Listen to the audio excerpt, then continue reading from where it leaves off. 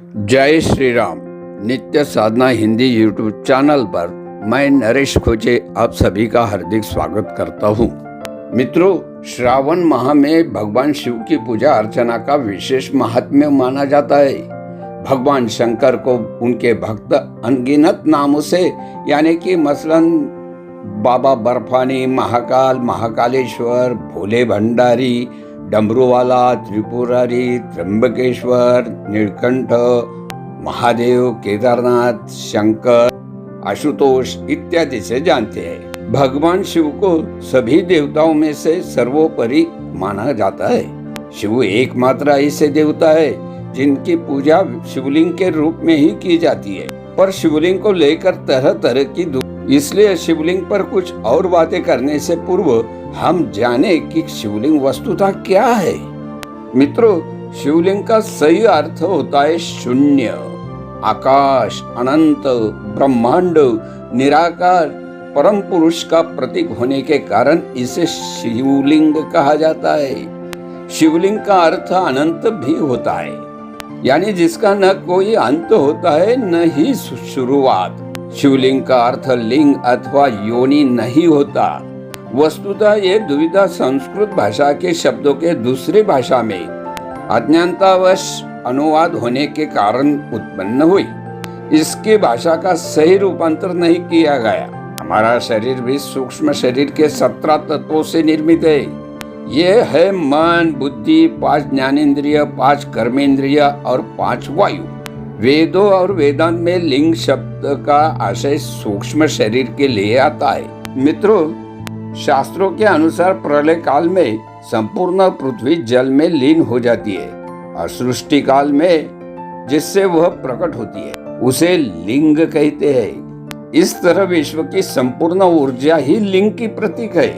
मित्रों, देवी देवताओं की पूजा अर्चना में उनकी परिक्रमा का बड़ा महत्व है। शास्त्रों में इनकी संख्या भी अलग अलग बताई गई है। भगवान विष्णु या उनके मंदिर की परिक्रमा 4 बार, गणेश जी की परिक्रमा 3 बार एवं देवी की एक पूरी परिक्रमा का विधान है।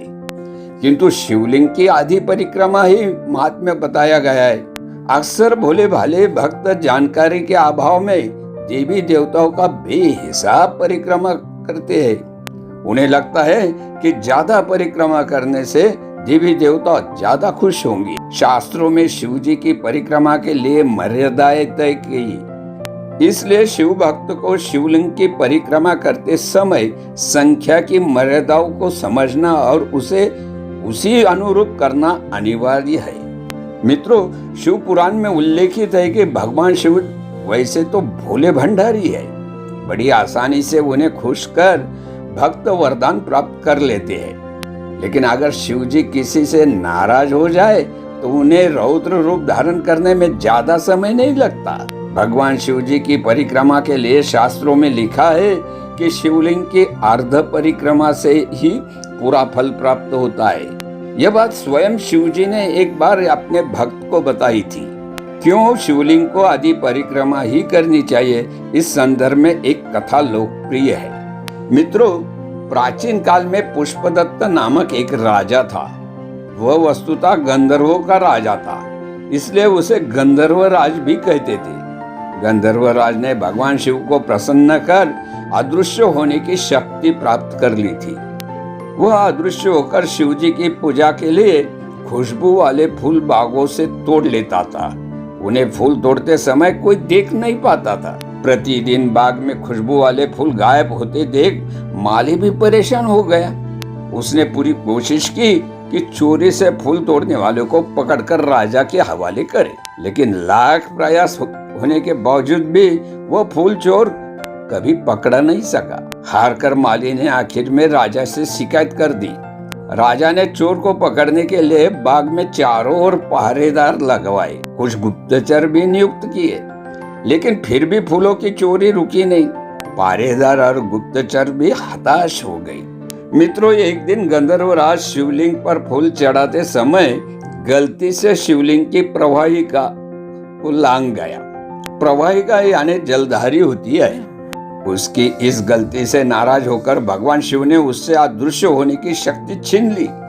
अगले दिन हमेशा की तरह गंधर्वराज फूल तोड़ ही रहा था कि पहरेदारों ने उसे पकड़ लिया। लेकिन गंधर्वराज ने जैसे तैसे वहां से भागकर अपनी जान बचाई। अगले दिन गंधर्वराज ने भगवान शिव जी से पूछा कि उससे ऐसी क्या गलती हो गई कि उसके अदृश्य होने की शक्ति खत्म हो गई। तब शंकर जी ने उससे कहा, हर शिवलिंग में एक निर्मली यानी निकास द्वार बना होता है। शिवलिंग पर चढ़ाए जाने वाले दूध एवं जल को इसी रास्ते से बाहर निकाला जाता है। कुछ जगहों पर इस निर्मली को ढक दिया जाता है। ऐसे शिवलिंग की पूरी परिक्रमा करने में कोई दोष नहीं, लेकिन अगर वह निर्मली खुली है तो उसे भूलकर भी नहीं लांघना चाहिए। निर्मली को लांघ ही न जाए, इसके लिए शिवलिंग की पूरी परिक्रमा नहीं करनी चाहिए। तो मित्रों, ये थे शिवलिंग का अर्थ क्या होता है और क्यों की जाती है शिवलिंग को अधूरी परिक्रमा, इस बारे में विशेष जानकारी। ऐसे ज्ञानवर्धक, उद्बोधक और आध्यात्मिक जानकारी के लिए आज ही हमारे नित्य साधना हिंदी यूट्यूब चैनल को सब्सक्राइब करें। आज के वीडियो की जानकारी अच्छी लगी तो इसे लाइक और शेयर जरूर करें। इस वीडियो में इतना ही। मिलते हैं अगली बार एक और नई जानकारी के साथ। तब तक के लिए जय श्री राम।